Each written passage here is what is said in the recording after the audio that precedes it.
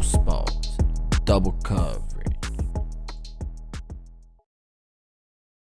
3, 2. What's going on, ladies and gentlemen? Welcome to another episode of Double Coverage. We hope you're still living, loving, and breathing sport. I am Dom with the great man Sauce, and needless to say, it has been a huge last few days, big fella. Massive, Doma. Absolutely massive. You really, words cannot describe some of the news that's come out. Obviously, it hasn't gone through. If anyone's been following the latest, obviously we're talking about the Super League that was potentially going through. Was crazy stuff. It was crazy stuff. We'll dive into it a bit later, Doma. But it's going to be a good show. So we're ready. I'm ready to go, and You're let's ready, get on and with it. so am I. And we start where we always start, my boy, and that is with the NBA. Straight to the standings in the East. Philly on top still. Brooklyn second. Milwaukee third. Atlanta fourth. Knickerbockers literally half a game out of the fourth seed. But then Boston are a game out of the fourth seed, and Miami's 2 games out of the fourth seed in seventh. So very close there. Charlotte in eighth, Indiana in ninth. Chicago's playing some good basketball, and they're pushing for this play-in spot. Washington 11th, Toronto 12th, Cleveland 13th, Orlando 14th, and Detroit 15th. Then over to the West, the Jazz are on top. Phoenix is second, Clippers are third, Denver are fourth. Lakers still holding on to that 5th seed. Portland are 2.5 games behind in 6th, Dallas 7th, Memphis 8th. The chef has been cooking in Golden State. They are 9th. Spurs are 10th. New Orleans 11th, Sacramento 12th, Oklahoma 13th, Minnesota 14th, and the Houston Rockets are dead last in 15th. Saucy, the biggest news out of it all, I don't know, today, if you've been seeing it, it's literally just like, I don't want to come on here and don't want to be the 2 guys each week that just go on this rant, like just ragging on Brooklyn, yeah? But it's literally just a rinse and repeat every single week. Like Kyrie Irving dropped 15 points in like the last 5 minutes of the game today and won them in their, I think they played against New Orleans, I'm pretty sure. And everyone's crapping on because they didn't have KD and Harden. And like, it's just funny. It's literally rinse and repeat. Whether it's like last week it was KD doing this, and the week before, 2 weeks before, it was Harden doing that. But it comes down to one thing. The other thing that's been a recurring theme also, that the media hasn't reported every single week. It's either Kyrie's not there, Harden's injured, or KD's injured. And what do you know? KD got hurt again this week. They're saying hamstring, thigh. It was a thigh contusion, thigh injury. So he's injured again. I think legitimately he's hurt this time. So it's not good because we're coming up to playoffs in a few weeks. Obviously winding down the season. There's only 14 games left. So your thoughts on a big, like, he's injured again. They can't, if he's not there, Harden's not there, like, especially Harden. They cannot win without James Harden's team. Simple as that. Yeah, you're not wrong, Doma. You're not wrong. I got to agree with that. And Harden is the most important player in my opinion. He's just more of a natural facilitator than Kyrie. Kyrie's more of a scorer. I mean, he can facilitate, but he's more of a scorer. And then on the flip side, obviously KD getting injured again. This is the thing that I keep hyping on about, which is team chemistry. We've seen, we've spoken about it before on this show, which is, Doc Rivers mentioning, last year the Clippers in the bubble not having the chemistry that was needed because they weren't able to train together, they weren't able to play together, and all those sorts of things. I mean, what's any different here? What, just because they're better players, they're just going to automatically walk onto the court and have that chemistry? It just doesn't happen. Seven games played together in totality. It just doesn't happen, 7. Doma. It just. Do you know the number? Do you know the number of games that Paul George and Kawhi Leonard played together, or the whole team played together in its entirety before it went to the bubble? 13. So exact same trend. And as they say, you can't play yourself into form or play your team into chemistry in the playoffs. It's extremely hard. So you hit the nail on the head right there with the chemistry. We've been saying it. It literally has shades of the Clippers from last season all over again. All over again. Chemistry problems, injury problems. It's literally the same story. They've lost LaMarcus Aldridge, obviously, unfortunately. That's something we can touch on just briefly. He's had a fantastic career, and unfortunately, another good player like Chris Bosh, due to health problems, that their career has been cut short. Yeah, look, that's unfortunate, and Very hopefully unfortunate. all the best to Lamarcus, and that things can start looking up for him. You're definitely going to look after your health first. Let's be honest, Doma. But I just I'll bring it back to the chemistry, and I'll just prove me wrong. Prove me wrong. That's all I got to say. Well, I asked James Harden to shut me up last season. You're telling Brooklyn to prove you wrong, and it's going to be interesting how it plays out in the next few weeks. As we know, LeBron and AD are going to come back and potentially have 8 games to play together before the playoffs. LeBron and AD, as everyone keeps panicking, stop panicking. They don't need time to get chemistry, mate. They had chemistry in like the first 5 games that they played together, and they were dominating. That's the thing, Domo. So we already won a championship, so the chemistry's already there. We're just going to come back in. They're going to fit in seamlessly. You know what this has allowed us to see? It's allowed us to see who's the guys that are willing to step up. Taylor Horton-Tucker, let me tell you, one guy who's taken his opportunity by the scruff of the neck, has had the ability. He went off for 24 the other day. I mean, we lost, but he's showing what he can do. And like I understand, I sort of get where the Lakers franchise did see THT and his position on the team. They didn't want to trade him up, so I mean, at least he's getting his opportunity, and he's done well. So there's been a few other guys, Markeith Morris has been able to step up. So look, I'm not panic stations here whatsoever. Just get those guys back fit, ready for the playoffs. Doesn't matter where we finish, 7th, 8th. Doesn't matter. I don't want to finish in 8th because I don't want to go on the play-in, but 7th or 6th, and It doesn't really matter who we verse. It'd be good if you finish 6th so you can play the Clippers in the first round. Oh, we'll just get it over and done with in the first round. That would be great. You have a playoff potato back in action. I can't wait for that. He's dominating at the moment. He's dominating at the moment. He's a regular season master, let me tell you. Yeah, he's a beast. Regular season master. I mean this here over in Australia when I used to play local footy. AFL, there used to be the people that used to be called training. What was the saying? It was like preseason gems or something, right? Oh no, lighting up the track. Lighting up the track. Preseason masters, mate. They're just dominating the preseason, and come the big dance, the actual season where it mattered, they just went missing. And it seems to be that PG has that same sort of mantra to him. I mean, there are people out there on socials. There's one guy who really follows him, who I really likes him, who I follow, and he loves throwing out all these stats, and he was comparing like PG's, PG in the last X amount of thing in playoffs compared to Kobe Bryant and all this sort of stuff. And I was like, get out of it. Or why hasn't Paul George won a championship yet then? Why hasn't he won a championship? Potato.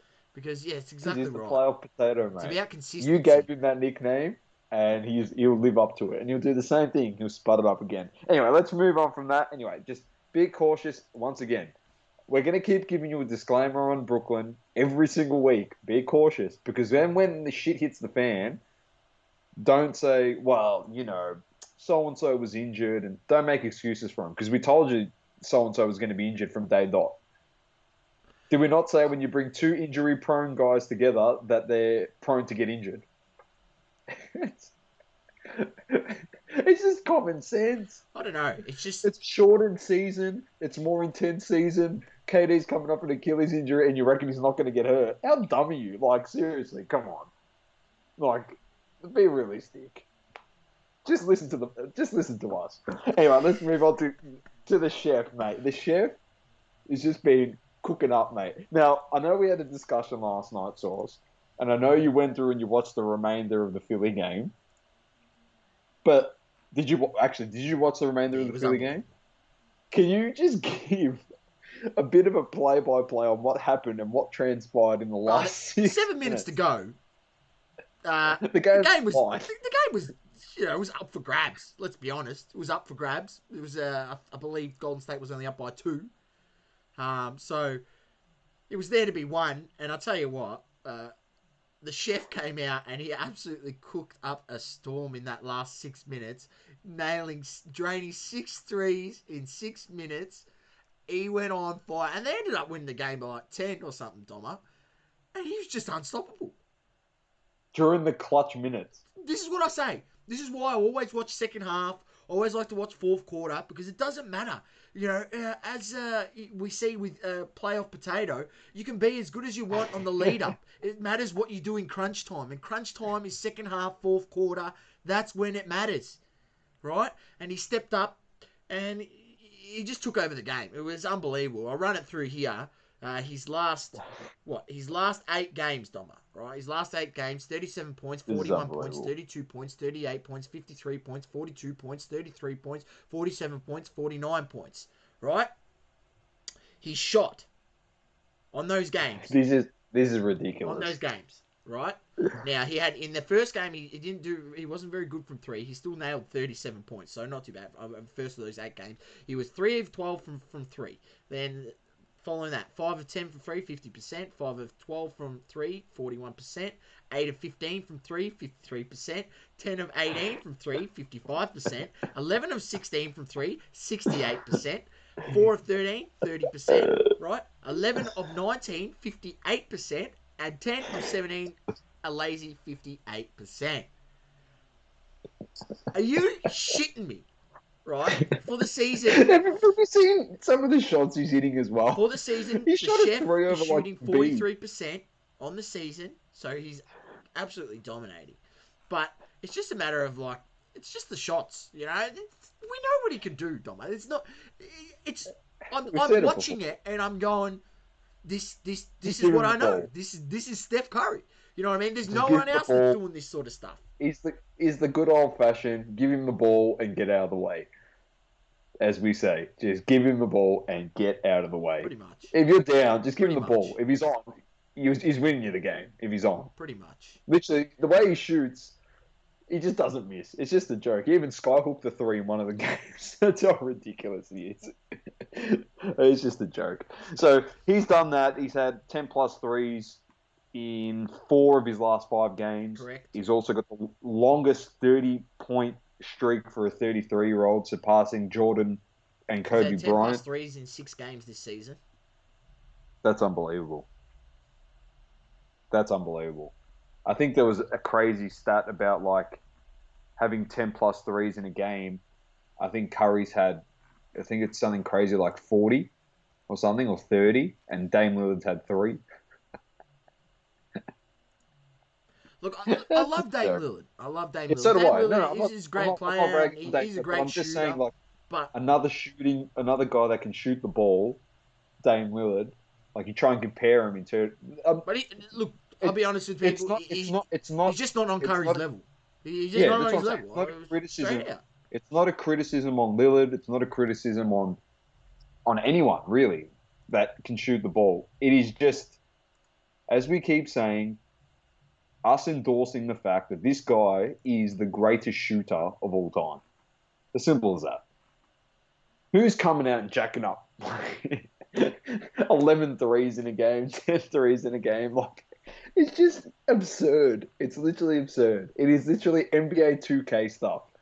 It's like they put the sliders up on him when he shoots his threes and the ball just doesn't miss. It's crazy to watch. But it's also fantastic to watch as well. And that's what brings the enjoyment to the game. Curry back to his best. That's who we want.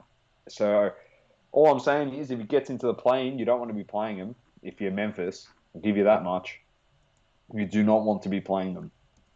You potentially could get swept 2-0. Yeah, well, there's a team that, you know, they're doing pretty well, Memphis, when you think about it. What are they sitting there in the 8th spot at the moment? Obviously, JJJ is still out. They're sitting above 500. Yeah. So how does it work? The playing? It's eight through 10, correct? Then you play in. Yeah. Yeah. Well, Yeah. I mean, on the standings here, they got a line under the from 7th to 10th. Oh, I don't know. We should check that out. We'll have to Well, I fall don't want back on that that one. because Miami's made in the plane. I don't want to be in Well, the plane. why is on ESPN they got a dotted line from 7 downwards to 10? Does that mean they will be in the playing Maybe it spots? is. Maybe Teams that's the seeded plane. 7 to 10 in each conference will compete in a playing tournament at the end of the regular season. Fuck, Miami, do something, man. You got to get out. Well, that's there, what I mean. bro. I don't want the Lakers to have to play extra games for this stupid playing. So they need to sit Yeah, 6 and they above. need to sit. You know, we don't want to have to, LeBron and AD come back and then have to go through a play-in just to get in the playoffs. You got that 2.5 game buffer, yeah, until LeBron and AD come back. AD will come back first. LeBron Well, a AD's bit later. reported. I did hear reports he's supposed to be back within the next week or so. So that There will you help go. us a lot. Comes back, I think that will allow us to, win more games than lose. He's going to help us a lot. Yeah. But yeah, that Memphis team's doing real well. But for all the Ja Morant investors out there, shall we say, I mean, I wouldn't say he's led the team. He's led the team to their position. But yeah, he's turning his 3-point percentage is quietly turning into a bit of a Russell Westbrook type of player, which He struggled. which we hope that That's doesn't fine. pander out that way. I mean, Doma, he's shooting 27%. That's okay. He's got more self-awareness, though. As I keep saying, all he needs is JJJ back, and it's just Merry Christmas for Ja Morant, mate. That's the guy. And it's a debate for another show for people to probably have a crack at us, but it's debatable the fact that JJJ is actually the man in that team, not Ja Morant. But that's a different discussion for a different day. Let's get to the league leaders. We can talk about that. Steph Curry's hot form has put him in the lead for the scoring title for points. He's 31.4 points per game. He's zero point 0.3 points in front of Bradley Beal now in second. Lillard's third, 28.7. Luka the Don, 28.6. And Giannis is 28.5. The rebounds, Capella 4.5. Gobert 3.5. Big shout out to Jonas Valanciunas, has been playing really well this year at 12.6. Enes Kanter 11.7. Your boy Sabonis 11.6. Westbrook 10.9 assists. Harden 10.9 assists. Trae Young 9.5. Nikola Jokic 8.8. And Chris Paul 8.8. Blocks, doesn't really matter. Nothing's changed. All right, let's move on. EPL, straight into it. Results from the week. Everton v Tottenham 2-2. Newcastle versus West Ham 3-2. Big loss for West Ham. Big loss. Wolves defeated Sheffield 1-0. United defeated Burnley 3-1. Leeds drew with Liverpool 1-1. For some reason, my results on here they are. Sorry. And then, where are we? Apologies. I had the scores. Chelsea and Brighton drew this morning, 0-0. So, bit of a reprieve there for them on the table, when we'll get to that in a moment. Upcoming fixtures, we have on Thursday, Spurs versus Southampton, Villa versus City, Leicester versus West Brom, Arsenal versus Everton, Liverpool versus Newcastle, West Ham, Chelsea. That's the game.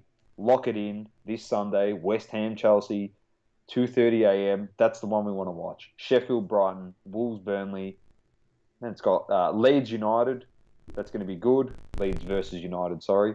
And then Villa versus West Brom. And Leicester versus Palace rounds off the last game before our next pod. And that Chelsea-West Ham game is the game. They are both equal on 55 points.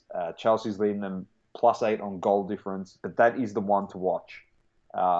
West Ham need that all-important win to get to that Champions League spot. Leicester has the game in hand. And United 8 points behind City, making their charge to win the title. So, not going to happen. All right, moving on. F1 Sauce. As you can tell, before we get to F1, we did not mention one thing because it is coming a bit later. But F1 Source this week, I know you tuned in. You got a bit excited when you tuned in because you thought what everyone thought. The great man was not gonna finish the race. He was gonna DNF. But the great man is too much, like very smart compared to every It other was a very driver, good mate. race, Doma. Very, Not very like- good race. Like, as much as we say he's got the car, this guy is one of the best drivers and got some of the best driving smarts of all time. Anyway, we had the Emilia-Romagna GP, and that is Ferrari's home Grand Prix over in Italy. Crazy race. It had everything, man. It was wet to start off with. It came down in sheets, so they all started on intermediate, except for Gasly started on the wets. Didn't help him later in the race, but off the get-go, Verstappen qualified third fastest. He just breezed past Perez and Hamilton on the start. Literally got himself into first position. Clipped Hamilton on the second corner. Broke off a bit of his front wing, and then it was just Verstappen setting the pace the whole time. And eventually the track dried up. Perez had a few issues, and from that had to go back, and he dropped down and he struggled. But there's a few accidents in this one as well. But most notable one is obviously the George Russell on Valtteri Bottas accident, which was massive. It actually red flagged the session. That's how big the accident was. And then just the timing of that, because literally 3 laps before that, Hamilton drove off, clipped the wall, broke his front wing, and the smart guy, this is why we're saying he's extremely smart. Any other person would turn their wheel and gun it, and they would have dug themselves in the gravel. Hamilton took his time, he was losing positions, put it in reverse, reversed it all the way from the wall, across the gravel, back onto the track, copped whatever position he was in, drove off, so he was in 10th position, 11th position, worked his way into 9th or 8th. Then the red flag happens. So what happened? He was lapped, yeah, at that stage, lapped in 9th or 8th. What happens when there's a red flag is everyone starts again unlapped. So Got lucky. the luck Hamilton has, mate, he could have finished well outside the top 5. Ends up getting this bloody red flag. They restart the session, and it's just level playing field. So he works himself up all the way from 9th to 2nd. That's unbelievable. And in the meantime, third last lap, gets the fastest lap, gets the extra point to stay on top in the World Championship as well. So it was literally the hunt was on when he was in that position. And it's unbelievable to watch. I understand he's got the car, but his driving, you still got to overtake. Well, there And was he multiple came up- times there, Doma, where he nearly lost control. Because obviously, Correct. wet track moving onto the soft tire, from the soft tires to the slick tires, because there was a driving line coming onto the track as they kept driving on the same spot, so it was clearing up. And when you went off that driving line, it was a test, mate. especially on the slicks, because you were going Doesn't onto a matter wet if you're right, track, yeah. right? So when you overtake, you got to go off and overtake on the wet, and then come back onto the driving line of the track. So there was a few times there he nearly lost it, and he was sort of pushing it, but I mean, it was a great drive. It was an unbelievable drive. Your boy Lando on the podium, so that was good to see. Let's go. He didn't have the speed in the end to hold off Hamilton, but he did. So what happened was He did had well the in super. a few laps. It's because he had the super softs on, or the softs, sorry, and then because of that, they degrade a lot quicker than obviously the intermediates. And because the other guys had intermediates and hards, they last longer. So he was losing speed, but he did well. He did really well. And credit to, so Hamilton passed everyone before him, Ricardo, Gasly, Sainz. But the credit I'm going to give are to the 2 young drivers. And one of the hardest people, one of the best drivers out of the young crop is Charles Leclerc. Just do yourself a favor and watch the 7 laps before he got passed by Hamilton. His defensive driving is by far one of the best in Formula One. If he had a better car, he could have just held off Hamilton the whole entire time. And Hamilton wouldn't have passed him. I genuinely reckon he wouldn't have passed him. His defensive driving is incredible. He's fantastic. And then, obviously, as you said, my boy Lando, big props to him. Did well to hold onto the third. It's his second podium in his short career. And looks like he's got the quick card down there at McLaren Sauce. My theory, I said it to you last night, if you're McLaren, what do? Do you put the money into the best car and give it to your 32-year-old driver in Daniel Ricciardo, or do you give it to the kid that's got so much potential and is actually a gun, and he's 21 years old? It's unfortunate for our boy Danny Rick, isn't it, Doma? Yeah. It was unfortunate, and unfortunate for him, obviously, when he was there at Red Bull, he had Vettel there, who was world champion, so they're obviously going to give him the best car. He leaves, he thinks, I'm a shoo-in here. They get Verstappen, who happens to be the next best thing as a prodigy, and he's a freak. So then Verstappen gets kind of favoured over Ricciardo. Then Ricciardo goes, you know what, I'm going to be the number one driver, goes to Renault, drives a lemon for 2 seasons. He goes, fuck, all right, I'll go to McLaren, goes to McLaren with one of the best young prospects in all of Formula One as his partner. So I think it's just a good learning curve for Lando as well, getting advice from a veteran in Daniel. So, but 32 is young in Formula One. You can drive to you. You've seen Kimi Räikkönen, mate. He'll be driving when he's 75 years old. He should be in a retirement home, and he'll be going around in a Alfa Romeo. So, but the standings were Verstappen won the race, Hamilton second, Norris third, Leclerc fourth, Sainz fifth, Ricciardo sixth, Gasly seventh, Stroll eighth, Ocon ninth, and Alonso in 10th. And the World Championships, as it stands, Hamilton 44 points, Verstappen second on 43, Norris on 27, Leclerc on 20, Bottas on 16, Sainz on 14, Ricciardo on 14, Perez on 10, Gasly on 6, and Stroll on 5. And the constructors, Mercedes 60, Red Bull 53, McLaren 41, Ferrari 34, and then it's a major drop-off after that. AlphaTauri 8, Aston Martin 5, Alpine 3, and then Alfa Romeo, Williams, and Haas all on a big fat donut on 0. So next race is coming in a few weeks, but I'm not going to preview that till next week's podcast. But yeah, so also it was good. It's good to see. It looks like there's a bit of, I don't know, equalisation, kind of. We're getting a bit of a hint at, it's going to be Hamilton versus Verstappen. That's the thing. But it looks like that 3rd to 8th is going to be another really competitive battle again. So it's anyone's. It really is. And it was also, a great race. shout out. It was great. Race. It's great. It had everything. And a quick shout out, Joel. He's in the chats again. Love it. He joins most weeks. All is well on our end, mate. All is well. Hope you are well also. All right, Sauce. I'm going to throw over to you now. Bit of UFC. AFL's going to be last, so we'll throw over to you for the UFC. UFC, obviously, we had massive card of Whittaker versus Gastelum. And let me tell you, this coming week, it doesn't settle down, right? It doesn't settle down. We've two cracking cards in a row. So we'll run through the results, and then I'll talk a little bit about the Whittaker and Gastelum fight.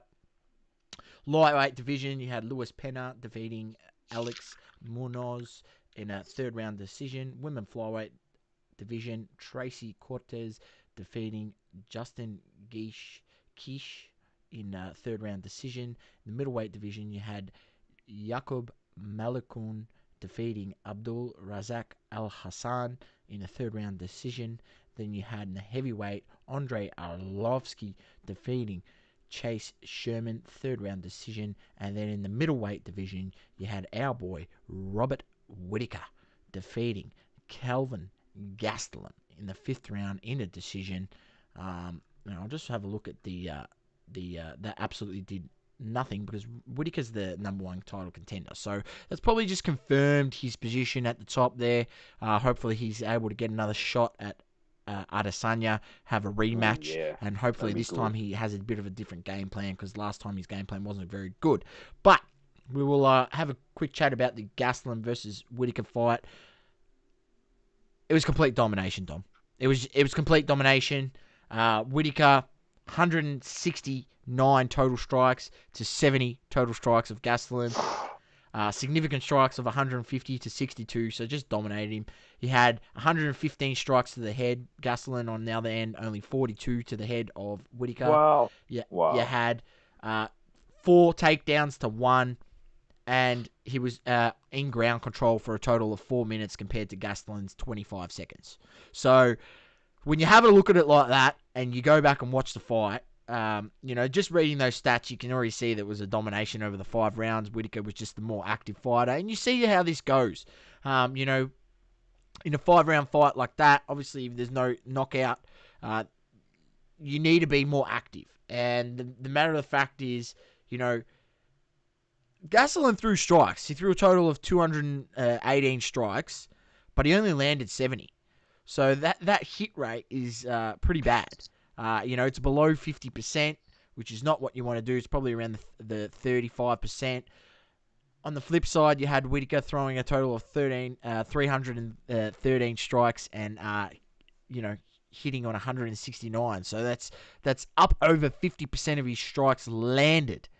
And so when you're doing that and you go on the 5 rounds, it just shows that you're a more active fighter. He was able to get 4 takedowns on Gastelum. So it was just across the board, the judges, seeing who was the winner. There was no doubt at the end of the day that Whittaker was the winner. And he was confident. I watched an interview going in. He was very, very confident that he was going to get the win. And that's what I like to see. He went in there and executed his game plan and, he dominated Gastelum. Gastelum's been able to have some battles in the past. He's fought some very good fighters, so he's no slouch. But Whittaker, as the number 1 title contender, confirmed his spot. And, not much more I can say. Now, this is where it gets good. Look how excited UFC 261 this weekend. If you're listening, unfortunately, you won't be able to see this, but Saucy gets his cheeky little grin when he's excited about something coming up. And it's going to be it's actually a very, very good card. So here we go. We're going to run through the main card. You got the prelims, you got the early prelims. It's jam-packed. The preliminary card starts from 10 a.m. Sunday, Australian time, Australian Eastern Standard Time. Find that in your local guides. But the main card kicks off from 12 p.m. We'll run through the main card. You got the light heavyweight division. You got Anthony Smith. This is a massive bout for Anthony Smith, who has been pretty poor. He won his last fight, but before that he lost 2 in a row. Then he's come back and got a win with a first round submission. So good comeback by Anthony Smith.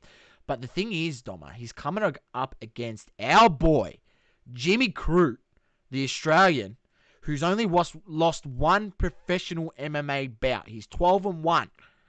So he's coming up against the up-and-comer.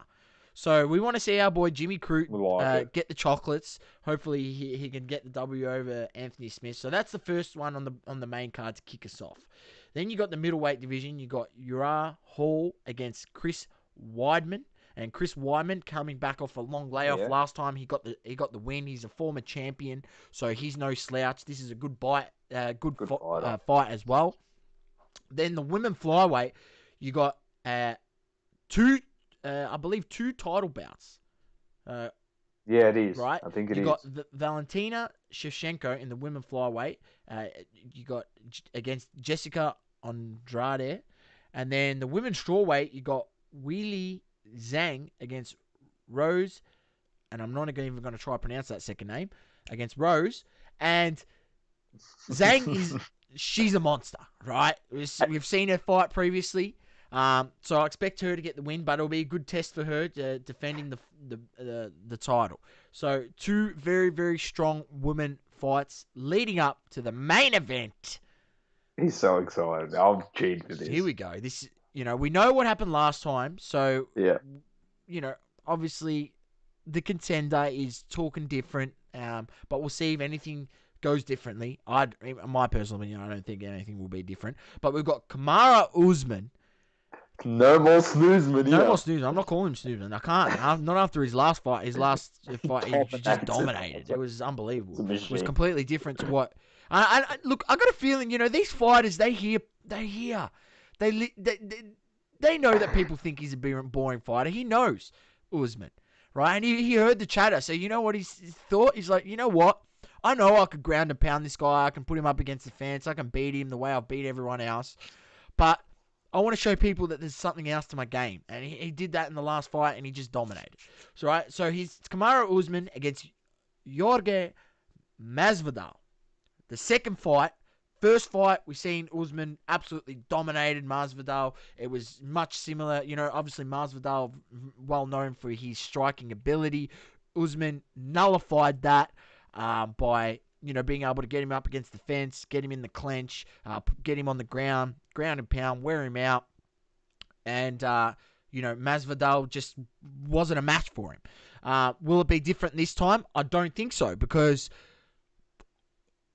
although as good as a striker Masvidal is, his ground game just isn't there. It's just not to the same level as Usman. So Usman's got, and I'm going to say Usman's striking game is probably as good as Masvidal, because we've seen in the last fight that he was able to stand up. He can take a punch. He doesn't got a light chin. He copped punches in his last fight. He copped them right on the head. He copped some massive punches, and he didn't flinch. He kept walking forward. So the guy's got an iron chin. So I think this is a tough fight for Masvidal. Now Masvidal is obviously up for it. He's got his chatter on, but we'll see when the bell rings and they're in the middle of the octagon whether he has a game plan to get around Usman, because we know Usman what he can do. So Masvidal has to do something different, because he can't allow what happened in the last bout to happen again, because he'll lose. Now, does Usman want to see this probably fighting, standing up? I don't really know. I don't really know what Usman's prerogative is and what he wants to do. But we know he's got both in the arsenal. Whereas on the other, complete fighter. Yeah, that's what I'm saying. On the other spectrum, Masvidal, well, he's never really shown that he's got the ground game. We know 100%. He's got the striking. So 100%. The match is, if it goes to the ground, can Masvidal find his way out of it? Can Masvidal not take as much punishment as he did in the previous fight to then get it back to the standing where he has a chance, right? Yeah. So I'm going with the champ. As I said, I'm going to stick with the champ. I think Usman, excuse me, is too good. He's, what's this? I'm going back here. In 12th of July 2020, he beat Masvidal last year in a 5th round decision where it was just a complete domination. I'm just going back to see how many wins in a row Usman's had. Got to go all the way back to 2015. He's pretty much won every fight. 2015, he won 2 fights. Man. 2016, he won 2 fights. 2017, he won 2 fights. That's already 6 wins. 2018, he won 3 fights. That's 9 wins. 2019, he won 2 fights. That's 11 wins. 2020, he won 1 fight. That's 12 wins. He's on a 12-win streak. 12-win streak. He's already fought as well this year. Yeah. He's on 2020 and 2000. Oh, there we go. And he's already fought this year. So he's on an 11-win streak, 13-win streak, and I believe he's defended his title on. This will be 9th title defense. That's unbelievable. I believe. That is incredible. So, I mean, I keep saying it, and I'm still looking out there. I want to get one of his early cards because I think, you get to that 10 title defense. GSP had 11, and he's considered like a GOAT of the sport. Right? This guy goes to 10, 11. He potentially passes GSP in that middleweight. GSP was middleweight. Goat talks. Goat talks, man. Like, I don't know. It's what I'm thinking. This is what I'm sitting here as a potential, sports card investor, sports card enthusiast. I'll be buying an Usman rookie card. That's just what I'm thinking. Like, that's a good call. Good shout, bro. That's a good shout. So, that's unbelievable stats. So, yeah, massive card and huge fight. Man. It's going to be good. This Sunday is going to be jam-packed. Obviously got Anzac Day. Essendon and Collingwood have their grand final this week, and then we'll have the toilet bowl. It's let's be honest, both of those teams are doing trash this season, so it's pretty much the grand final. It's just good for the meaning of the day. Like, at least we got some footy on the day, pay respects to the fallen heroes. It's like our Correct. Remembrance Day, and for those overseas that listen in. But we have a game in a memoriam for that, and that was usually just Essendon and Collingwood used to play on that day, but it's since changed. It's 3 games now. But from that's a good transition source. We'll get straight into the AFL, and I'll tell you what, we're not going to be spending 30 minutes on the AFL this week because the games were horrendous. Richmond smashed St Kilda 134-48. Not even going to bother talking about it. West Coast defeated Collingwood. That's what we expect from St Kilda, isn't it? Yeah, brilliant one week and terrible the week the before next. They beat West Coast. West Coast then defeated Collingwood 103-76, and we had mobile phone gate in this game. The stupidity of the players is just sometimes beyond me. What is running through your head? If you don't know what's happening overseas, if you're listening in or watching, obviously it's probably the same for the NFL, I'm pretty sure, and the NBA, but you obviously can't touch your phone or grab your personal phone or any sort of device during a game if you are a player, because obviously you can bet on games. Yeah, it's all got to do with betting and manipulation. Right? You can rig games sort of and jazz. stuff like that. Anyway, they're two guys, Jeremy Howe, Jordan DeGoey, both injured in the rooms, exchanging phones, just absolute clowns, like just stupidity, pure stupidity. So I think they copped a massive guys, fine. you do know there's a freaking camera in the room, yeah? Like, go into the shower section and go on your phone, like. Oh, you would have thought they were an AFL player. It's like they've never played in an opposition room before or been in the opposition room before. Like, it's poor, very poor. Anyway, moving on. Western Bulldogs smashed Gold Coast 118-56. The best game was GWS versus Sydney. GWS got the win, 71-69. The Budwa flashes of brilliance, mate. He kicked 5 in this. I think his total's down to 55 to 1,000. I know, maybe even less. 48 to 1,000. That's what we like to see. But he's injured for a month. So what's happened to him, Doma? Bone bruising, apparently, to the big Budweiser. Oh, no. Devastating news. So, he kicked a couple extra, but he's going to miss about 4 games. Then, from there, Port Adelaide beat Carlton 96-68. Terrible. Brisbane smash Essendon 102-45. Terrible. Freo Adelaide was probably one of the games of the round. It was 84-72. Freo got the chocolates away at Adelaide Oval. Fife stepped up, dominated. Brayshaw dominated. Mundy, the old fella, put on a clinic, mate. He was very, very good. The D's just rolling along nicely. 5 straight, smashed the Hawks. The under whatever the hell it was. Under 10.5 wins at the start of the season. Well, we can can that, Doma. They are guaranteed to make over 10.5 wins, which is look, I don't know. I don't know where this has come from, but Ian Brown back this week. All I'm gonna say is, Doma, it's not about how you start, it's about how you finish. So let's see. I'm gonna put it on to the Melbourne Demons that it's all great you've started 5-0. But we need to see this form at the end of the season when it matters. That's true. They got the Tigs as well this week. Then the last game to round off round 5 was Geelong versus North Melbourne. And I did do my tips following the show. And I did not do a shifty and tip Geelong. I went with what I tipped on the show. It was stupid, but I tipped North. And they didn't win. They only lost by 5 goals, 30 points. But the scoring shots were, I think, 8-2. Like 20-something. We probably could have lost by 100 points again. We got very lucky.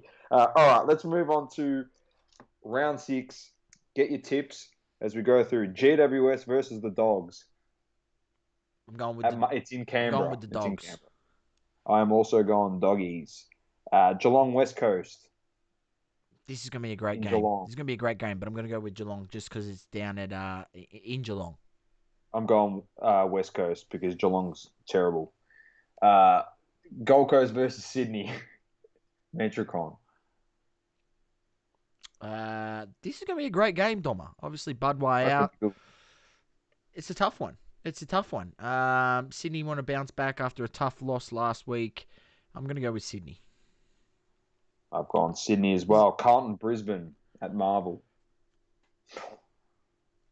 I don't really know. I don't know what to make of Brisbane's performance against us, the Dons. We're trash. We're an inconsistent side, so I wouldn't read too much into it.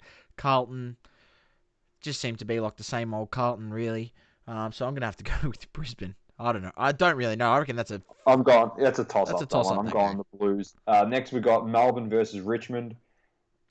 I'm gonna go with the Tigers. I'm also going the Tigers. Freo versus North. Now, funny enough about this game, everyone said this was the game North Melbourne could win. No. Based on what I'm seeing, mate, I don't think so. I don't think North can win a game. It's either going to be Essendon or Hawthorn. They're the only chance. The only chance. Maybe even Collingwood, because they're putrid. But Dockers North at Optus Stadium. I know where I'm going. I'm also going Freo. Hawthorn Adelaide in Tassie. This is going to be a tough game. Hawthorn have a very, very, very good record in Tasmania. Very good record. I'm going to go with the Hawks. Hawks? I'm going Adelaide, mate. All the way. Collingwood Essendon. Anzac Day. Blockbuster. Look, I don't think I've tipped my team once this year, so I'm going to tip them Anzac Day. This is the grand final for these two teams. The grand final, essentially, both these teams are not making the 8. So this is the grand final. This is the grand final. Next to the AFL grand final, this is the biggest game on the calendar. This game, as a regular season game, obviously taking out prelims. But I'm tipping your boys too. I'm going to tip the Bombers. I reckon they're going to come out firing. We've seen what they can do when they play some good footy. Shout out to your boy Cal Hooker.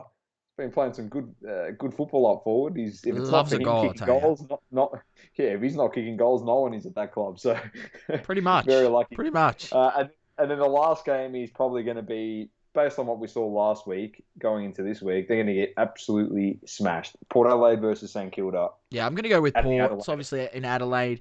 But, this is like, who knows what which St Kilda is going to rock up, That's a fair point. And then we'll head over to the ladder. We'll get that sorted, and then we'll move on to the next segment. Dogs are on top. D's are second, both undefeated. Swans are in third, Port in fourth, Richmond fifth, West Coast sixth, Adelaide seventh, Geelong eighth, Freo ninth, Brisbane 10th, Carlton 11th, GWS 12th, St Kilda 13th, the Bombers are 14th, Suns are 15th, Collingwood are 16th, Hawthorn 17th, and my boys down below on 45.4%. They've copped 568 points so far this season, North Melbourne. So, yeah, not looking good for us. We're $501 to win the flag sauce, so maybe chuck $1 on them and hope for the best. Gamble responsibly. All right. Let's move on. Lemon of the week sauce. Well, if you didn't know who we're going to give it to this week, you've been living under a rock. Our listeners, just quickly, we'll just answer some questions here. Joel, yep. Got your message today about HGA, mate. Very nice. Good that he's going to be sending in some cards. Very, very good. Whitaker did look good. There is no way that isn't drilled into them as well. Who are we talking about there, Joel? If you want to just let me know and I can answer that for you. All right. Lemon of the week. I'm going to set the scene as we do every week. We woke up on Monday morning, Sauce. Some of the greatest news. Well, the 12 idiots thought it was the greatest news. Well, that the Super League was coming. Now, couldn't they wait till tomorrow till it got disbanded? But it's since been disbanded because, well, not disbanded. It's still around. It's not gone yet. It's just the English clubs are pulled out. Well, that's the way they've framed it, Doma. But if you read between the lines, it's done. So the 12 biggest clubs, 12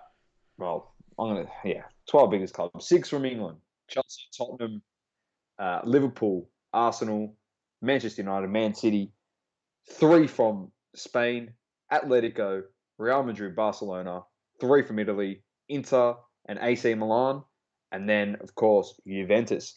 So it was a coup of sorts because all these owners and whatnot and chairmen of these clubs are all seated somewhere on the UEFA board. So the UEFA board, if you didn't know what that is the governing body for Europe.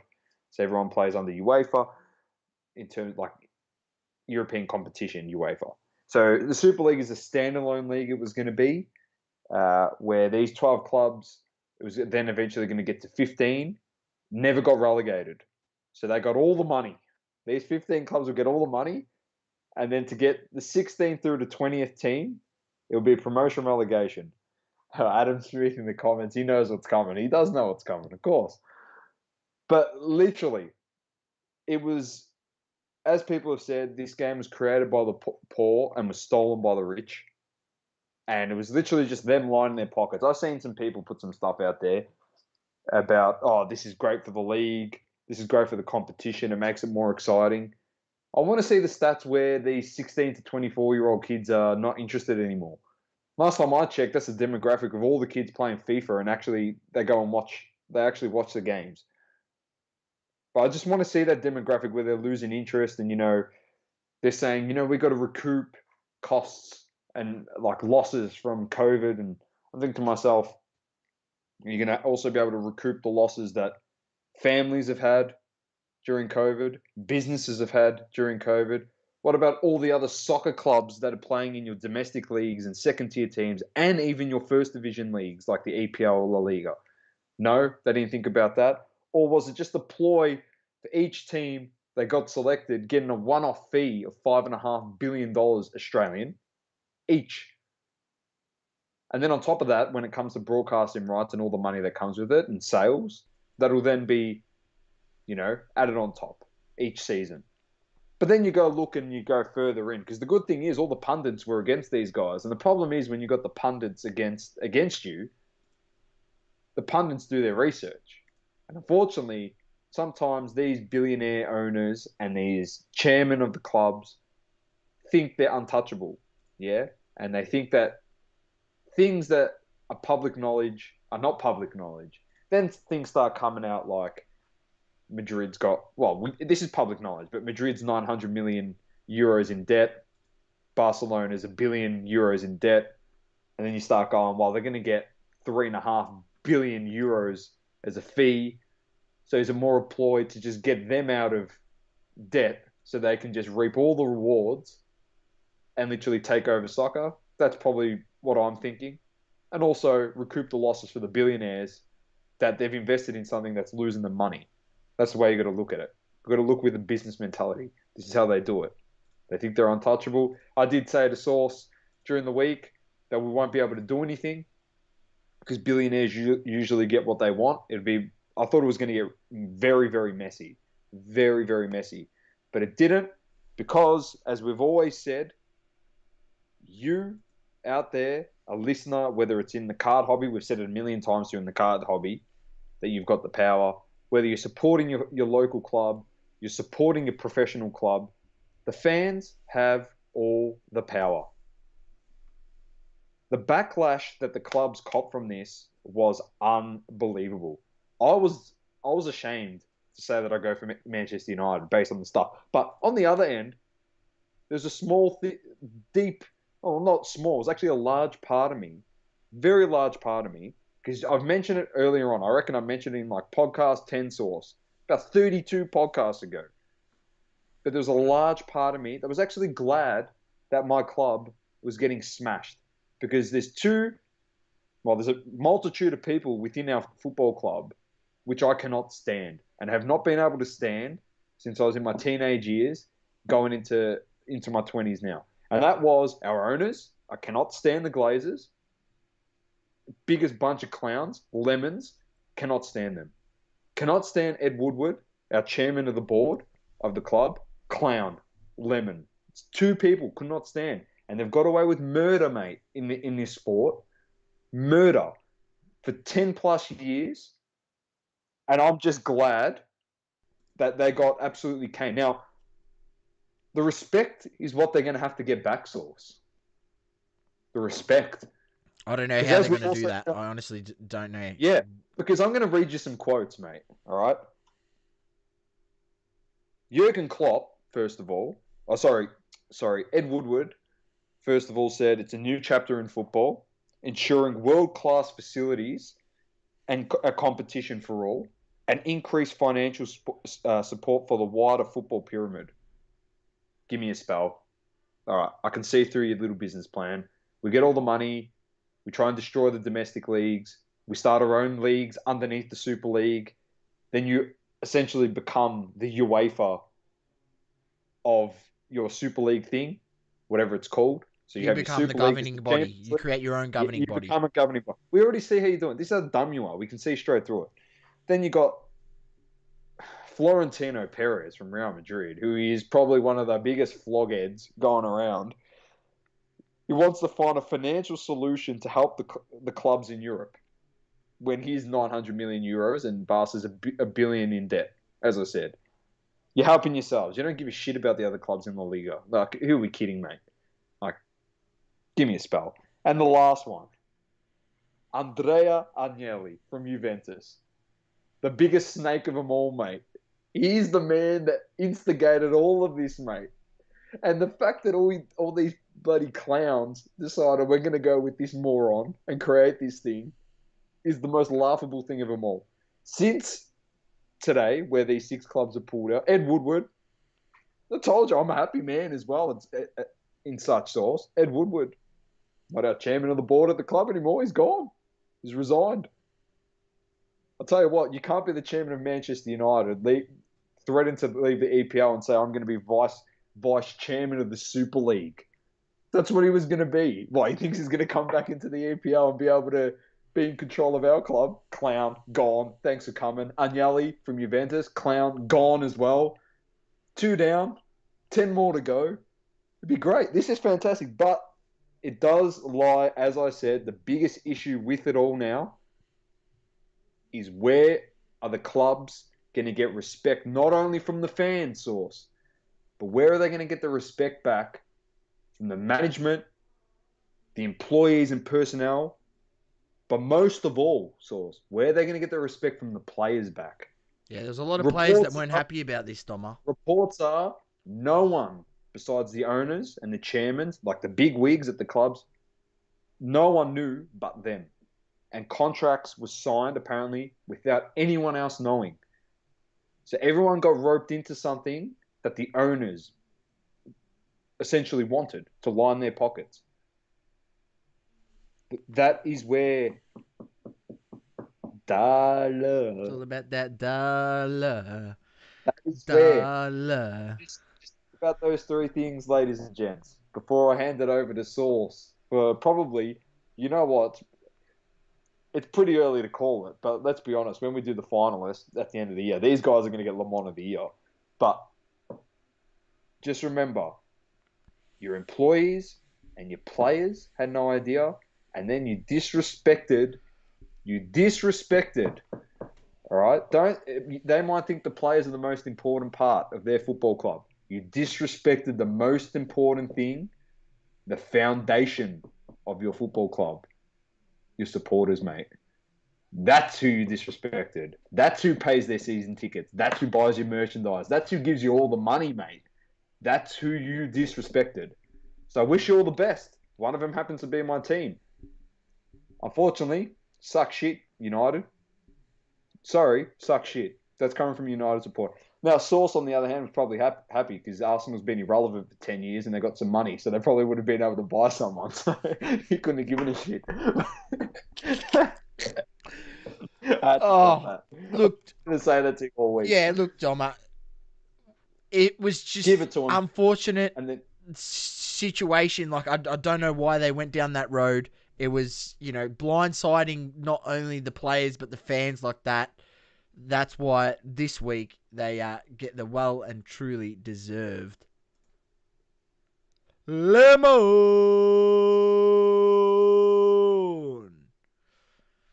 12 idiots have to go. 3 of them especially have to go, and 2 of them are now gone. Yeah. I And like look, it. Doma, some of the statements that was coming out was pretty crazy stuff. Saying, obviously UEFA and FIFA threatened to ban those players if they join the Super League. And if they ban those players, they wouldn't be able to play in the Euros coming up and the World Cup coming up. And then you've got Agnelli turning around and saying, we'll just create our own World Cup. So essentially get rid of the other old World Cup and let's just start from Super World Cup number 1. Would have been the first edition of the Super World Cup, essentially. That's just the name I came up with. Yeah. Right? Crazy stuff. Like, imagine that happened, Doma. Like, imagine that happened. Now, whether this is... we're going to have a chat about this in our Crunch Time pod, which will be coming out later this week. Saturday, generally, it comes out, so we'll dive into a bit more, but... More in depth with the other lads, Luke and Anthony. So, look, it was crazy. It's been a crazy for 24 hours, 48 hours. Crazy. But well and truly deserved Lemon of the Week. And shout out to a few people while we were covering this, obviously in our stories and trying to do as much as we could, to some of the big guns, mate, here down in Australia that cover sport and are very knowledgeable about soccer, yeah? So, obviously, Mast, Anthony Collects, Azuro Cards, Splash Culture, TSA.Australia, which is a.k.a. Steven. He's got his first shout-out on the pod as well, old Steven. The number one sleever in the game, mate. That's it. That is it. But all of them, fantastic reporting on events and fantastic content that they put out as well. And also a big shout out to the GOAT that's been leading the charge, mate. Gary Neville as well, mate. You got to give him a shout out. Gary Neville was tops. He was massive. Tops. I listened to his the Gary Neville podcast he was on, and he just went to town. He went to town. And as a former player, he said, "I'm ashamed of my football club." And you can't really speak much more words than that, than to say you are ashamed of the football club that you used to play for the way that they've handled business. Captain as well, former captain, mate. That is massive. Even mate, when Ferguson's not happy about it, you just shut it down. He also said that it was wrong. Just listen to the great man, the GOAT. All right, let's get into hobby talk.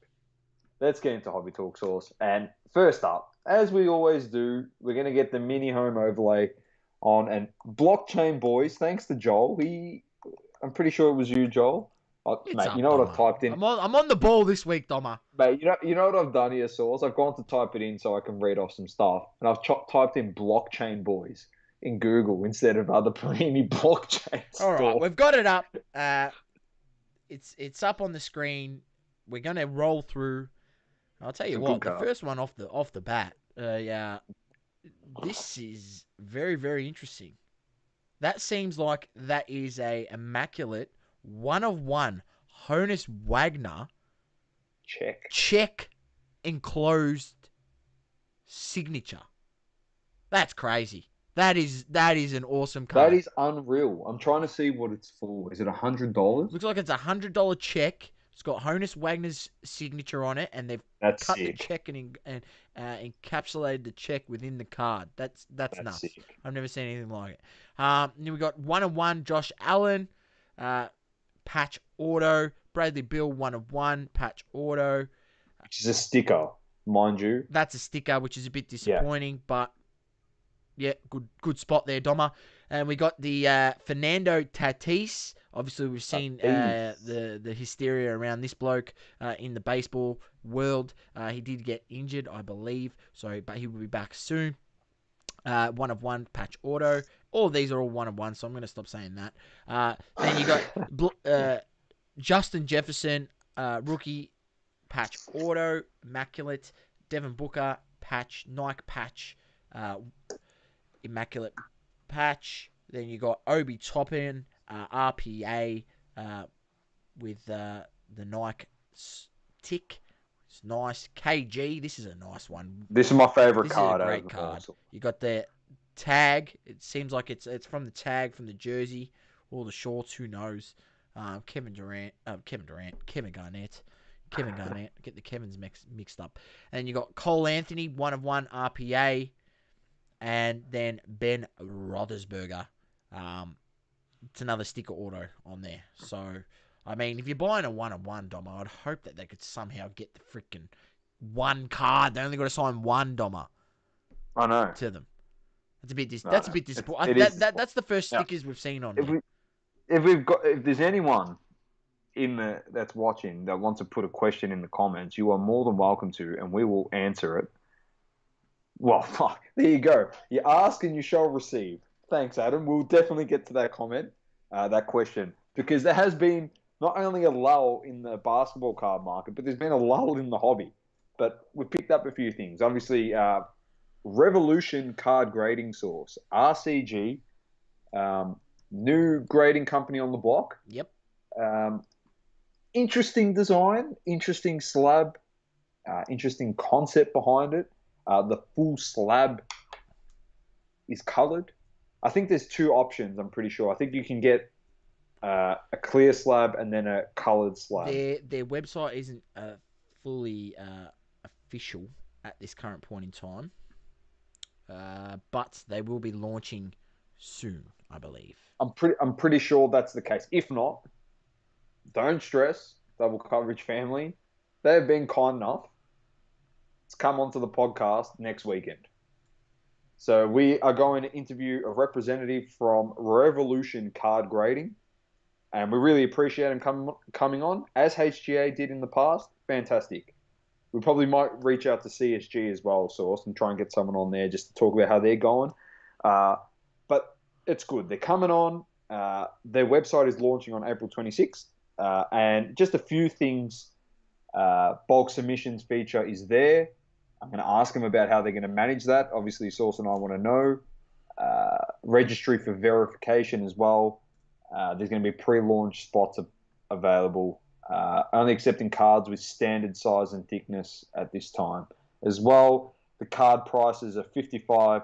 This is all in USD. 55 USD for a 10-day turnaround, 45 USD for 20-day turnaround, and 35 USD for a 30-day turnaround, which is quite similar to the pricing of HGA, I'm pretty sure. So they're quite similar. Not the same, a bit similar. Try to be one of the first to pull a low pop label. So the refractor is 1 of 25 and a prism is 1 of 50. So it looks like these slabs are rare. It's not going to be stock standard.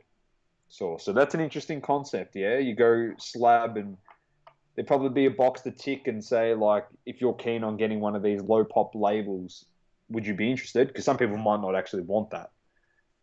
And if you tick yes, you go in the draw to potentially win a refractor one number to 25 or a prism number to 50. Pretty good promo. Slab. Pretty good Pretty promo. sick. I like Pretty it. good promo. But yeah, we will be having them on the show. If anyone has any questions, we'll put a little thing out leading up to the show where if you want to ask a question to this new grading company, I mean, hit us in the DMs.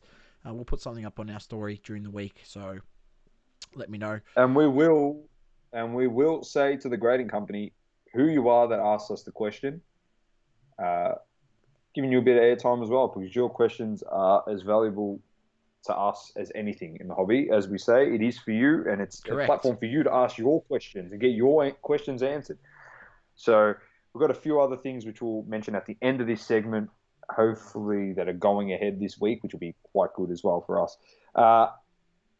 Anything else you got to say on them, Source? No, we just wait and see. Just wait and see, and there's a few people out there. Obviously, you always get the people that are detracting from the slab and all that sort of stuff. And there's going to be people that love it and hate it. But I'm not going to judge a book by its cover. I want to know more, and that's why we're going to get them on the show to have a chat about it. Done. All right. Next up, I'm very excited, Source, to actually talk about this, because I got not abused, but it was just funny. The same thing that happened to you and I when we were selling Pokemon product, and then what happened to it? It skyrocketed. has happened to myself for Dragon Ball Super uh, product, which is extremely funny. I posted in something I wanted to sell. I just went based on comps, yeah. So I put the total price with shipping included. Uh, went on comps. When I listed the product, I put the last comps as one of the images, as well as one of the last comps just for the promo card, what it was going for raw, which was 40 USD, just for the one card as a comp. Now I'm selling a DBS starter deck, which has got that one promo card that's gone for 40 USD. Plus, it comes with 6 other holos, the full deck, all sealed, not touched, not opened. Yeah? What I was selling for was pretty reasonable based on what I've seen on eBay. Makes sense. Anyway, someone comments, oh, why would I buy those? You can just go here and get them for $15. Oh, that's fine. Go and get them for $15. Well, seriously, go get them for $15. But when they run out, they're not going to be worth $15. Then that card's going to be sought after. And people are going to start selling the starter deck for 100 USD. It's going to happen. I've seen people already selling. I saw someone listing the exact same starter deck source for 150 USD. Because probably in America, that's it. It's gone. You probably can't get it anymore in America. There's probably finite stock here in Australia. Over in America, by the way, all of these starter decks are selling for between 65 to 75 USD a pop. Yeah. They're obviously on short supply over there, or it's all been bought out, so they're trading it amongst each other, and the value of it's going up. Now, unfortunately, sometimes people in the Australian market don't look at the American market and look at the value and see how it's changing. How we should look at it is, it's an arbitrage opportunity. Because I'm selling it for what I'm selling it. But when the person that commented that in there and the other 2,000 people in the group see it, and one person will say, I'll DM the company that's selling them, how many do you have? I've only got 25 left. I'll buy all 25. Then there's no more stock on there. Well, there's no and he more for comes out and $15, goes, Doma, and I highly doubt you're going to find it anywhere else for $15. yeah, it's only going to go up because it's all secondary market product. And Dragon Ball Super is starting to explode, yeah. And it was really good that we interviewed Sammy D, all the rookies, is his Correct. Instagram, because he gave a good insight into it. And I looked into it post that interview and started joining groups and all this stuff. And the cards are exploding, mate. Starting to get very popular. And Sammy mentioned Dragon Ball Heroes cards. And I'm seeing a lot of those now. And those prices are going up. I'm just saying, everyone out there, you're doing me a favor not buying my product now. And I'm not one of those people, yeah. I'm selling it just what it's selling for, yeah. But when it gets up to 100 USD for a starter deck, I won't sell it to you for 120 Australian. I'm not a prick. I bought them at 15, yeah. I'll sell them for 80, 75. I've made my profit. But what I'm saying is there's going to be one person in that group that sees it. They're going to buy every single one that is left. And then no one in Australia can get that starter deck at $15 anymore. So where do you have to go? People like me or everyone else that are selling it at the secondary price, as we've seen in Wearsaws, Pokemon, and basketball, football. We're seeing the same soccer. pattern.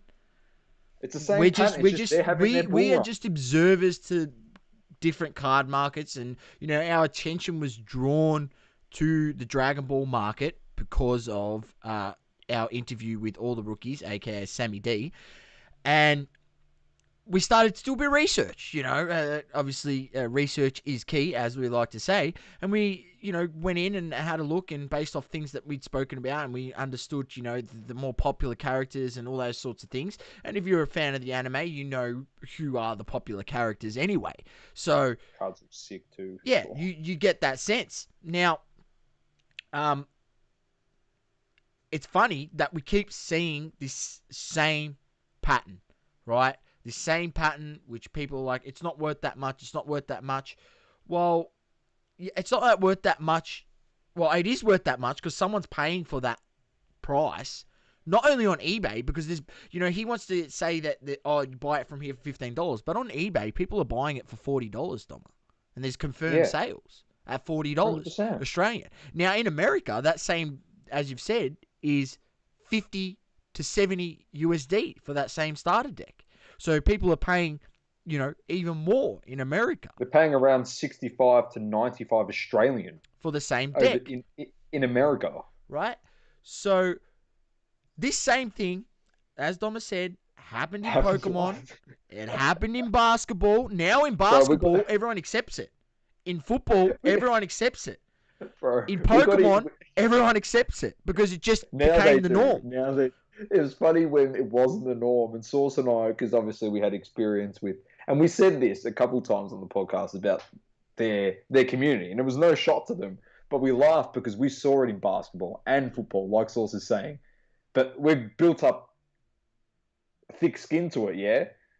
Because people in NBA groups used to be like, oh, I'm not paying for that much. You can go get this here for this much. And used to just shut down people selling shit. Literally used to cost them a sale because they used to put stuff like that and comment on things. But then, as Saul said, the reversed effect happens. Everyone then looks at that comment on where to go get that product for this price, and they just buy it all. And then it runs up all the pricing. Like, I've seen some boxes in there for literally $600 Sauce, a booster box. And people were like, oh, what a rip. That's not worth $600. It was $200 a month ago. I'm thinking to myself, because they all go off TCG Player. That's where they go, yeah? But that doesn't update instead of eBay. Enough. What are you talking about? TCG Players, the comps are more expensive sometimes than eBay by a mile. This is the problem, and this is what I keep saying to people. People want to continually pay, that $200 for that box, and they happy to pull a freaking $500 card out of the box. That's not how this works. If there's someone's willing to pay $500 for one single card you can potentially pull out of that box is no longer worth $200 anymore, right? That box is worth $350, $400, right?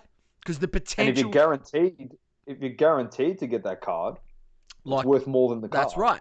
And we've seen this again. We've seen this over and over again, and even with starter decks. The Japanese starter deck, that Pokemon starter deck that had the Charizard in it.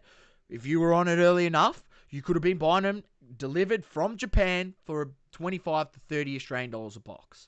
Go on eBay today; those same boxes are $100, and you can't find them cheaper.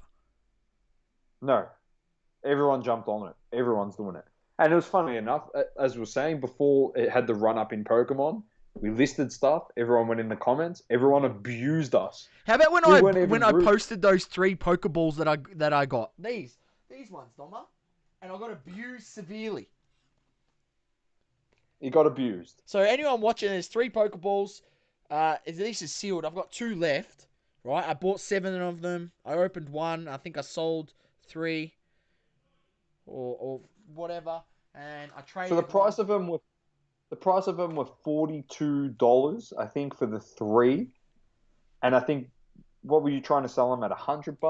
No, I think I was selling it for like $80 shipped, right? And the shipping on that, because it's a bigger box, everything was like $15 to ship. So I was only making $100. I was only making like $25 on it, right? Yeah. Not even that much.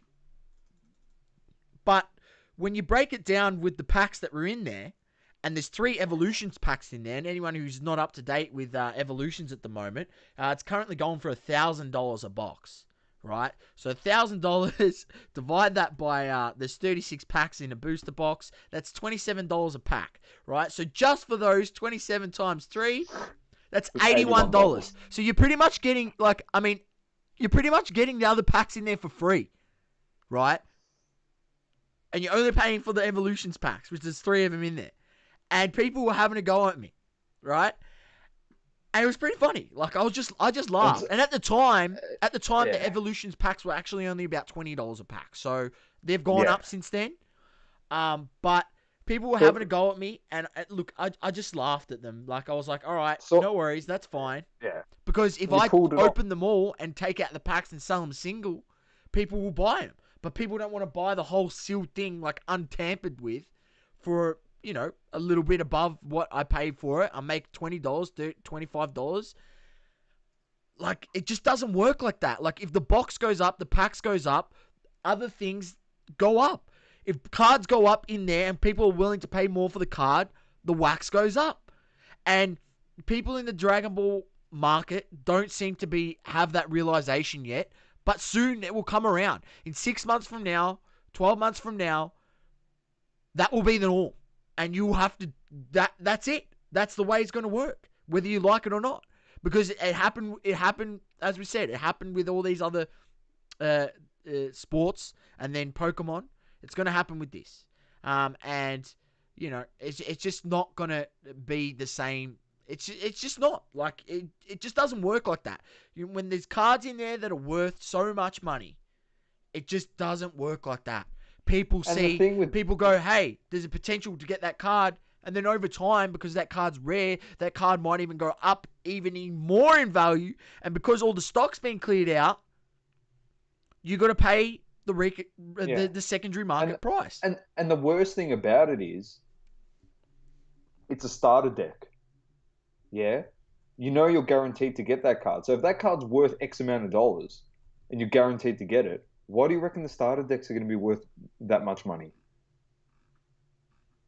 Someone's going to buy it for 15 and sell it to you for 20, but they know inside that they've bought a product that's got a card that's worth 50 Australian dollars. Because then you'll buy it for 20 and you'll get all the other holos in there, which you can sell them for $5-10 a pop, and you can make $100 on it. And the person's like, I'm only making $5. Like, you got to think about that. That's where people, like, the flipping thing, that are new to this experience, they don't get it yet. But as Saul said, they'll have to conform. Pokemon's done it. They've conformed. They're not complaining anymore. They're all doing the same thing. Now, let's get to Adam's question, Sauce. What happened? Oh, nothing. I just found one of those Pokeball things. There's none in Australia. I can't find them in Australia. And there's one in America, and there's someone selling it for $50 US. But, like, obviously, by the time you send it over here with shipping and everything, it's going to cost you, like, over $100. It's pretty, yeah. I'm just trying to see if there's any up for sale in Australia. And it doesn't seem to be so. Now, Adam in the comments says, you boys seeing a bit of a lull in the basketball card market at the moment. If so, the play should be buy now before the playoffs start. What are your thoughts? My thoughts are that's everyone's thought, to buy before the playoffs and potentially, you know, try flip it. Now, I would just be mindful. My buying for this period was 6 to 8 weeks ago. I was buying. That's when everyone was vintage was getting run up. Everyone's freaking out because they're FOMOing over, you know, missing out on that Kobe rookie, missing out on that Jordan card, missing out on that Shaq rookie. I'm like selling that stuff, selling my Kobe's, selling my Shaqs, selling what else? I sold a Jordan, and buying the guys that are going to be in the playoffs, right? So I bought a couple of low-end slabs, bought like an RJ Barrett, bought like a Cam Reddish, just, you know, to see if he comes back and Atlanta gets playing again. What else did I buy? I bought like just other players. Like I bought I'm trying to think, Tyler Herro. You know, fringe guys, right? That I thought their price had dropped a lot, using obviously Card Ladder's tool, seeing where their price was and where it dropped to, buying them, and then, you know, looking to flip them lead up to the playoffs or in the playoffs. Now, everyone's got that thought now. You sort of got to be, well, the old saying goes, when everyone's looking right, you got to look left, right? And that's what I did. When everyone was looking at vintage, I was looking at the modern guys. And I spoke about this on a previous podcast. You know, probably now's a good time to buy some of these modern guys, and it was. And still, some of them are still down, right? So, I mean, like, Giannis really hasn't moved. And if he goes off in the playoffs, his prices are probably going to go up. Kawhi's another one, really hasn't moved that much, but you could have been getting these guys even cheaper than what you're paying now. If you were looking 6 to 8 weeks ago. But I think that's everyone's move. I think we will see an uptick because it always happens. There always is a bit of an uptick in the market leading up to the playoffs and into the playoffs. I think if you've got guys that are playing in the playoffs and you're obviously not emotionally attached to the card, or you're just wanting to move the card to potentially move up onto a bigger card, that would be a good time to target your exit point with those cards. It's a crucial thing to understand that, and people talk about it. If you're buying a card to flip it, or you're buying a card for your PC, what's your exit plan on that card? And it's something that I don't think enough people think about. I'm buying this card. Why are you buying that card? Well, I bought it because it's a steal. Okay, you got it for a steal, but what's your plan on selling that card? Is it it's like when I was buying cheap PSA 9 slabs and seeing them to Star Stock, which is one of my plays where I've got now 6 or 7 slabs in there now, and flipping them. And I was already able to successfully flip one. I bought like a PSA 10 Daniel Gafford PSA 10 Prism Silver, and I listed for 80, and I probably jibbed myself because the comps on it were at 110, but I made a quick $50. Like I couldn't complain. I bought it from eBay for $30, sent it directly to StarStock, did jack shit, got them to write on an FP on the package. They checked it in within 1 week into StarStock. I listed it up for 80. He had one good game where he scored like 15 or 20 points. He went like 6 or 7 from the field. It was 7 of 9 or some shit like that. And someone bought the card straight away.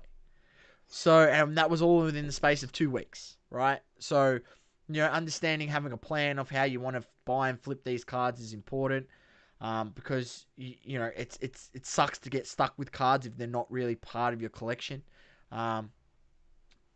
So look, my plan is to try exit out of some of these guys who are fringe players and not the main guys. Exit some of out of pardon me. Exit out of some of these guys. Leading up to the playoffs and even, early rounds of the playoffs. Don't wait too long. If you made your profit on it, move on from the card and, get funds ready to potentially. What we always see is, obviously, after teams get knocked out, card prices flunk, certain guys flunk. So, building up that bank and getting ready to buy a guy or buy a card that could potentially go on a downtrend. And you can pick it up near the bottom. So that would be what I would be trying to do. Would be accumulate and get ready to buy that one card that you've been eyeing off. Now, Adams asked another question, Sauce, and he said, will Claxton get minutes in the playoffs? His rookies are super affordable, and surely they win the ring. Well, if Adam, if you listen to this podcast, you will see that the Brooklyn Nets are not going to win the championship, and winning the championship for someone like Nick Claxton will do absolutely jack shit to his cards. I'm telling you right now, this is truth, right? If you buy Claxton cards and hold on to them in hope that Nets are going to win the championship, that is a very, very bad investment play, in my opinion. Because even if they do win the championship, I mean, if LeBron James cards after he won the championship last year didn't go up, what the hell makes you think that Nick Claxton will? Let me say that name again. Nick Claxton. Who the hell is Nick Claxton? He might go up those Sauce if they make playoffs and he plays and he dominates a couple games. Like well, that's right. But if your plan is to hold on to it for them to win and then sell it, that's not a good plan. Now, if your plan's to hold on to it, like I say, the early rounds and that sort of time where I think Nets get through the first round, second round, and lead up and then sell it, that's probably a good plan. But once again, I'm not buying Nick Claxton. There's probably other guys that I've gravitated towards to a bit more, like RJ Barrett, and Hero, is another one. So, but yeah, these are the sort of guys, fringe guys that have potential to have a bit of a breakout, and there's a bit of an uptick on their card, and then you take that opportunity to move off their card. I know people that bought a bunch of Nick Claxtons at $1, $2, like prison-based rookies. No one was buying them. I had the opportunity to buy as many Nick Claxtons as I want for $1. I didn't. Right? It's just unfortunate, but there'd be a whole bunch of people ready who are stacked with Nick Claxton ready to offload him, waiting for this moment too. So it's not a bad play.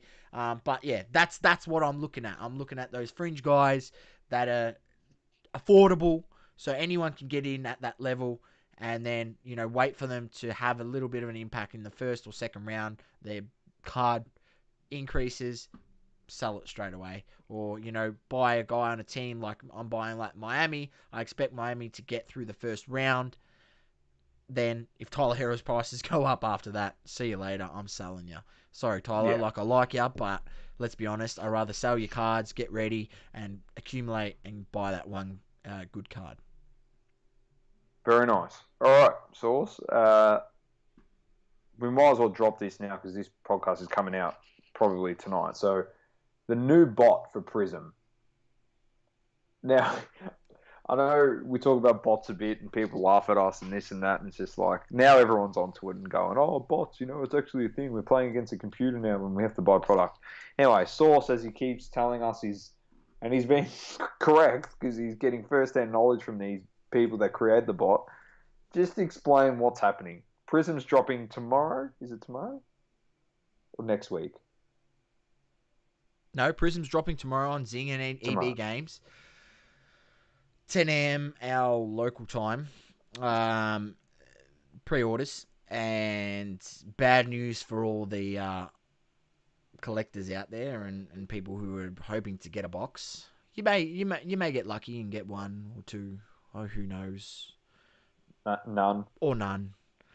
But yeah, look, I've been warning, the bots are coming, and I said they were, Donruss, it worked. NBA Hoops. A treat. Donruss, it worked a treat. So that was like the test run. NBA Hoops was like the warm-up, where they had a bit of teething issues. They fixed that. They got it ready for Donruss. Donruss, it worked a treat. They've even optimized it even more. So that, as I was saying, they were just wanting to get this bot ready for Prism drop, and it is confirmed. The bot is 100% good. It checks out in 5 seconds. 5 seconds. So you have to be faster than 5 seconds to check out for you to get a box. Just think about that. Yeah, you have to check out manually within 5 seconds for you to have a chance to get a box of product. Now, that's ridiculous. Albeit, like, all the bots won't be able to take everything, and there will be a few people that get through. The amount of people that get through manually this time, compared to, say, NBA Hoops, Blaster Boxes, when they released, will be minuscule. Minuscule. There will probably only be 5% of people, or 10% of people who are doing it manually that are able to get some. Because there is always some that slips through. But 90% of the stock is going to get bought up by bots and people who possess bots, unfortunately. And anyone who doesn't know how the bot works, it checks out in 5 seconds. But the thing is, it can run up to 100 tasks at once. So it's 1,000 boxes. Can't it do like 10 boxes at a time? Yeah. So 10 boxes It'll at be a time. 1,000 boxes. So potentially it can... Every 5 seconds. Yeah. So it can do 100 checkouts in 5 seconds. Just think about that. 1,000 boxes every 5 seconds. Yeah. So it's 100,000. So by the time you've done boxes. 10 boxes in 10 seconds, it probably... If you're quick, you could probably do it in 10, 15 seconds. That 15 seconds, the bot's already taken 3,000 boxes.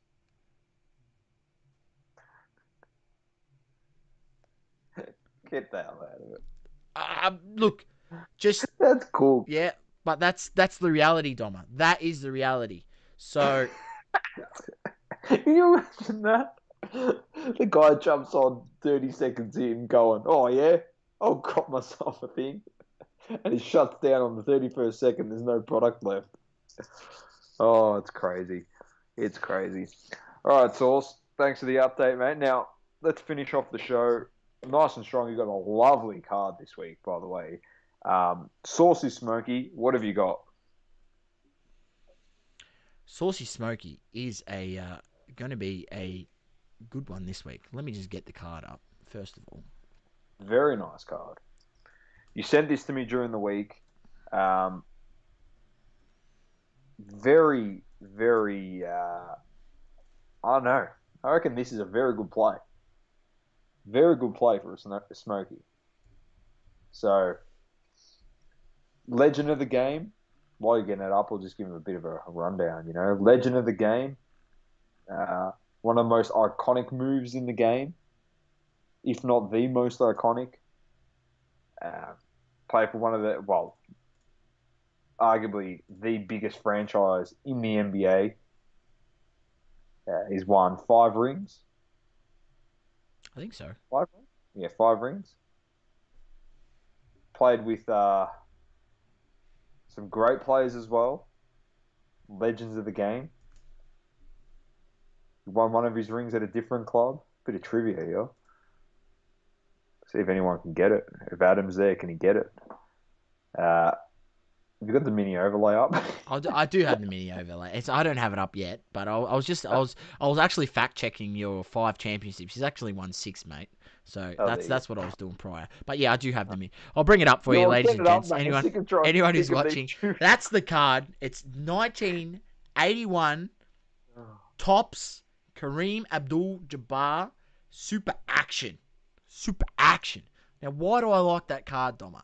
There's one reason only. Skyhook. That's an iconic card if I've ever seen one. Everyone knows the Kareem Skyhook. Everyone talks about how unstoppable the Skyhook was, right? That card there just screams iconic to me. Screams iconic. It's a nice card, man. So, look, prices vary. Depends on what you want to do. I always say this. I'm going to buy this card because it's iconic. It's the reason why I bought the 1990 Fleer Michael Jordan card where he's doing the dunk, where there's shitloads of them. But I bought it because it's iconic. Now, I wasn't wrong last time because it went up a hell of a lot. And that card is now significantly a lot more than when I was telling people to buy it. And it's the same reason I buy this card. This is what I try to say to people. You don't always just buy a card or rookie, or whatever. You buy a card because it's iconic. And this card is as iconic as they come. Now, this set is familiar. 1981 Top set is familiar, obviously, because it's the first solo card of Larry Bird and Magic Johnson in the set. So it's like their first solo rookie card, if you get, as well as in the same set. But I think this card's really cool. There's another card from the set where he's just got his hands on his hips. I don't like that one as much. It's very boring. This is a cool action shot. The action shot, mate. Yeah, the super action, mate. It's the number 1 action shot you can get, the Skyhook. So that's the card. Raw prices are 15 to 25 USD. I've seen PSA 7s go for about 40 to 50 USD. PSA 8s around the 80 to 120 mark. PSA 9s 200. I think a PSA 10 finished on auction for about 500-600.